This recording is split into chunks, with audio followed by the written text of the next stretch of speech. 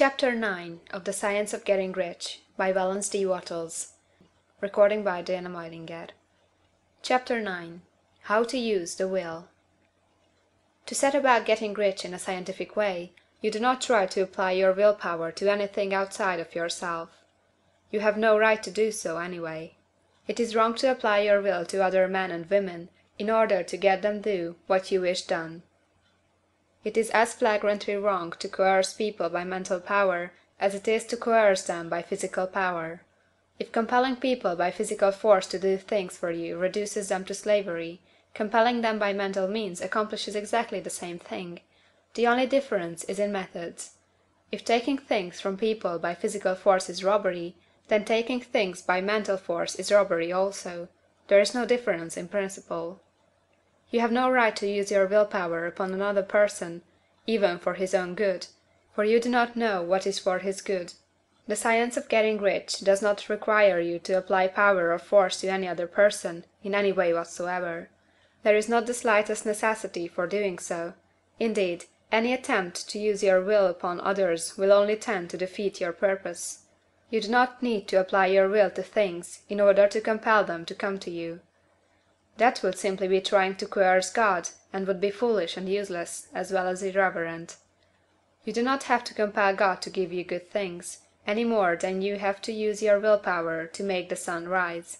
You do not have to use your willpower to conquer an unfriendly deity, or to make stubborn and rebellious forces do your bidding. Substance is friendly to you, and is more anxious to give you what you want than you are to get it. To get rich, you need only to use your willpower upon yourself. When you know what to think or do, then you must use your will to compel yourself to think and do the right things. That is the legitimate use of the will in getting what you want, to use it in holding yourself to the right course. Use your will to keep yourself thinking and acting in a certain way. Do not try to project your will, or your thoughts, or your mind out into space, to act on things or people. Keep your mind at home. It can accomplish more there than elsewhere. Use your mind to form a mental image of what you want, and to hold that vision with faith and purpose. And use your will to keep your mind working in the right way. The more steady and continuous your faith and purpose, the more rapidly you will get rich, because you will make only positive impressions upon substance, and you will not neutralize or offset them by negative impressions. The picture of your desires, held with faith and purpose, is taken up by the Formless, and permits it to great distances throughout the universe for all I know. As this impression spreads, all things are set moving toward its realization. Every living thing, every inanimate thing, and the things yet uncreated, are stirred toward bringing into being that which you want. All force begins to be exerted in that direction. All things begin to move toward you.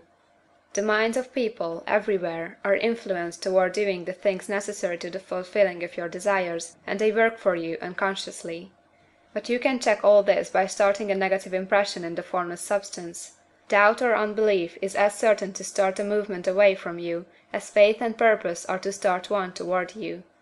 It is by not understanding this that most people who try to make use of mental science in getting rich make their failure.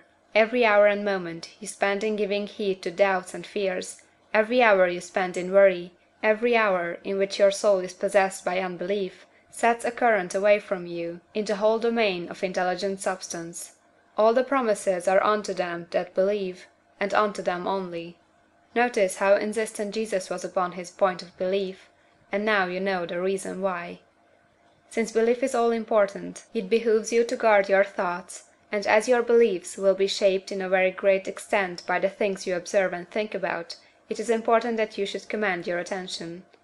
And here the will comes into use, for it is by your will that you determine upon what things your attention shall be fixed.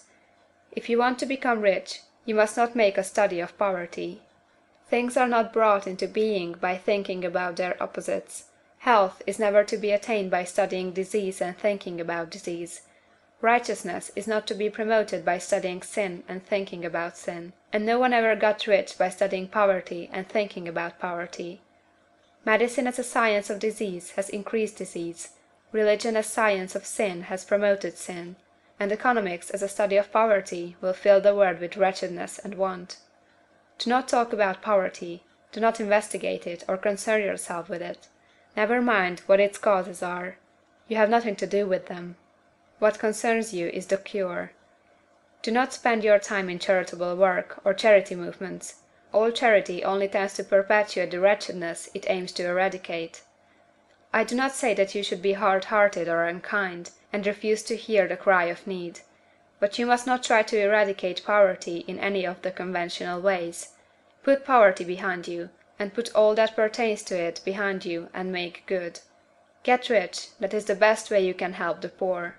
And you cannot hold the mental image which is to make you rich, if you fill your mind with pictures of poverty. Do not read books or papers which give you circumstantial accounts of the wretchedness of the tenement dwellers, of the horrors of child labor, and so on. Do not read anything which fills your mind with gloomy images of want and suffering. You cannot help the poor in the least by knowing about these things, and the widespread knowledge of them does not tend at all to do away with poverty. What tends to do away with poverty is not the getting of pictures of poverty into your mind, but getting pictures of wealth into the minds of the poor. You are not deserting the poor in their misery when you refuse to allow your mind to be filled with pictures of that misery. Poverty can be done away with, not by increasing the number of well-to-do people to think about poverty, but by increasing the number of poor people who purpose with faith to get rich.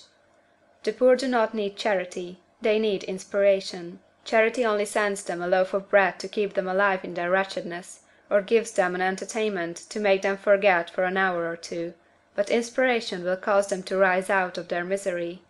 If you want to help the poor, demonstrate to them that they can become rich. Prove it by getting rich yourself. The only way in which poverty will ever be banished from this world is by getting a large and constantly increasing number of people to practice the teaching of this book. People must be taught to become rich by creation, not by competition. Every man who becomes rich by competition throws down behind him the ladder by which he rises, and keeps others down. But every man who gets rich by creation opens a way for thousands to follow him, and inspires them to do so. You are not showing hardness of heart or an unfeeling disposition when you refuse to pity poverty, see poverty, read about poverty, or think and talk about it, or to listen to those who do talk about it. Use your willpower to keep your mind off the subject of poverty, and to keep it fixed with faith and purpose on the vision of what you want. End of chapter 9.